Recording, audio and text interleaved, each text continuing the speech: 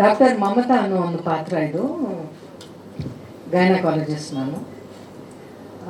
ಹಲವಾರು ಮಕ್ಕಳಿಗೆ ಜೀವ ಕೊಡುವಂಥ ಜೀವ ಮಮತಾ. ಆದರೆ ಅದು ಒಂದು ವಿಚಾರಕ್ಕೆ ತುಡಿತಾ ಇರುತ್ತೆ. ಅದೇನು ಅನ್ನೋದೇ ಈ ಕಥೆಯ ಕ್ಲೈಮ್ಯಾಕ್ಸ್ ಅಂತ ನಾನು ಹೇಳಬಹುದು.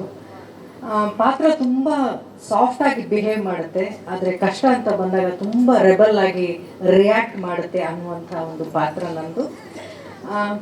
ಪಾತ್ರದ ವಿಭಿನ್ನತೆಗೋಸ್ಕರ ನಾನು ಈ ಪಾತ್ರ ಒಪ್ಕೊಂಡೆ ಅನ್ನೋದಕ್ಕಿಂತ ಈ ಸಿನಿಮಾವನ್ನು ಮಾಡುವಂತಹ ಪ್ರೀತಿ ಸಾಗರಲ್ಲಿ ನೋಡಿ ನಾನು ಈ ಸಿನಿಮಾನ ಒಪ್ಕೊಂಡೆ ಅನ್ನೋದೇ ನಿಜ.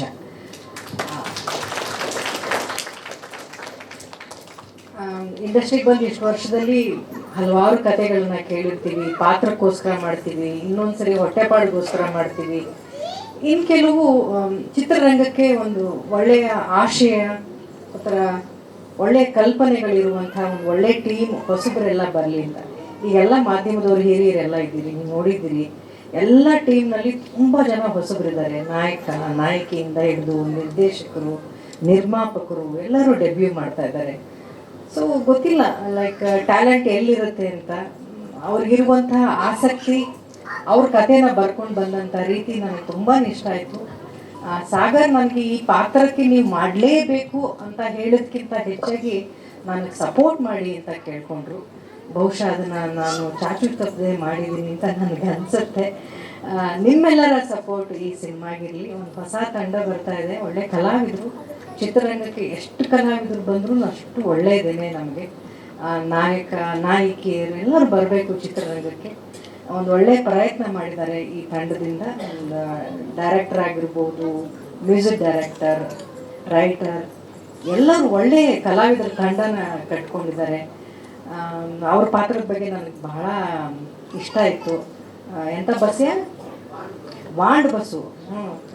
ವಾಂಡ್ ಬಸ್ಸು ಅನ್ನೋ ಒಂದು ಕ್ಯಾರೆಕ್ಟ್ರು ರವಿಶಂಕರ್ ಅವ್ರದ್ದು ಮತ್ತು ನನ್ನದು ಒಂಥರ ತುಂಬ ವಿಶೇಷವಾದಂಥ ಒಂದು ಕಾಂಬಿನೇಷನ್ ಇರುವಂಥ ಒಂದು ಕ್ಯಾರೆಕ್ಟರ್ ನಂದು ರವಿಶಂಕರ್ ಸರ್. ಟೀಮ್ಗೆ ಒಳ್ಳೆಯದಾಗಲಿ. ನಿರ್ಮಾಪಕರು ನಿಮ್ಮನ್ನು ನಂಬಿಕೊಂಡು ಹಣ ಹಾಕಿದ್ದಾರೆ, ಅವ್ರನ್ನ ಉಳಿಸಿ ಇನ್ನೊಂದಿಷ್ಟು ಸಿನಿಮಾಗಳು ಮಾಡೋ ಹಾಗೆ ಕಾನ್ಫಿಡೆನ್ಸ್ನ ಅವ್ರಿಗೆ ಕೊಡಿ ಅಂತ ಹೇಳ್ತಾ, ನಾನು ಚಿತ್ರರಂಗದವಳಾಗಿದ್ದು ನಿಮ್ಮನ್ನೆಲ್ಲರನ್ನೂ ಕೇಳ್ಕೊಳ್ಳೋದೇನು ಅಂತಂದರೆ ಒಂದು ಹೊಸ ಟೀಮ್ ಬರ್ತಾ ಇದೆ, ಅವ್ರಿಗೆ ಸಪೋರ್ಟ್ ಮಾಡಿ. ಈ ವರ್ಷವೇ ತುಂಬ ಚೆನ್ನಾಗಿದೆ, ನನಗೂ ಚೆನ್ನಾಗಿದೆ, ಚಿತ್ರರಂಗದಲ್ಲೂ ಚೆನ್ನಾಗಿದೆ. ನಾನು ಶುರುವೇ ನಾನು ಮಾದೇವ ಸಿನಿಮಾದಿಂದ ಹಿಡಿದು ಎಕ್ಕ, ಅದಾದಮೇಲೆ ಜಸ್ಟ್ ಮ್ಯಾರಿಡ್, ಫ್ಲರ್ಟಿಂದ ಹಿಡಿದು ಈಗ ಶುರುವೇ ನನಗೆ ಸೂರ್ಯ ಸಿನಿಮಾದಿಂದ. ಸೂರ್ಯನಷ್ಟೇ ಚೆನ್ನಾಗಿ ಬೆಳಗಲಿ ನಿಮ್ಮ ಸಿನಿಮಾ, ನಿಮ್ಮ ಬದುಕನ್ನು ಬೆಳಗಲಿ.